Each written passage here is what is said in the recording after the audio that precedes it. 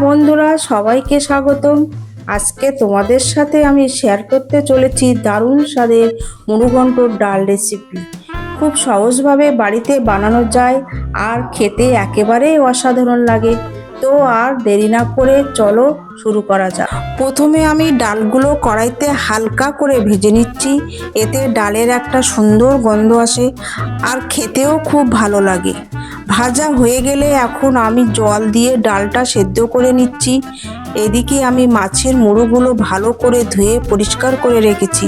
আর তেল গরম হতে হতে মুড়োগুলোতে নুন আর হলুদ মাখিয়ে নিচ্ছি। তেল ভালো করে গরম হয়ে গেলে মুড়োগুলো কড়াইতে দিয়ে ধীরে ধীরে ভেজে নিচ্ছি।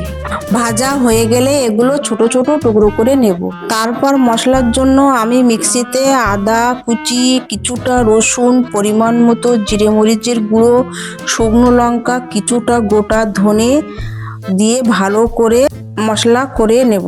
এবার তেলের মধ্যে গোটা জিরে ফোড়ন দিয়ে দেব।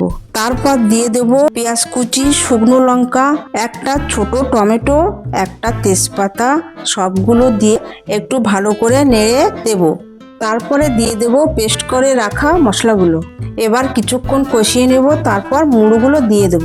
এরপর পরিমাণ মতো নুন হলুদ দিয়ে ভালো করে কষিয়ে সেদ্ধ করে রাখা ডাল দিয়ে দেব।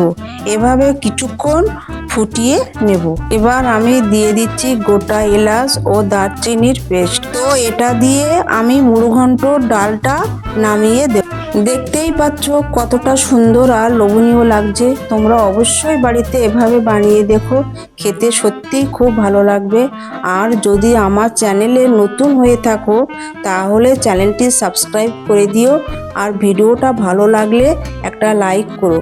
পরের ভিডিওতে কোন রেসিপি দেখতে চাও কমেন্টে অবশ্যই জানিও, আমি বানিয়ে দেখাবো। ধন্যবাদ।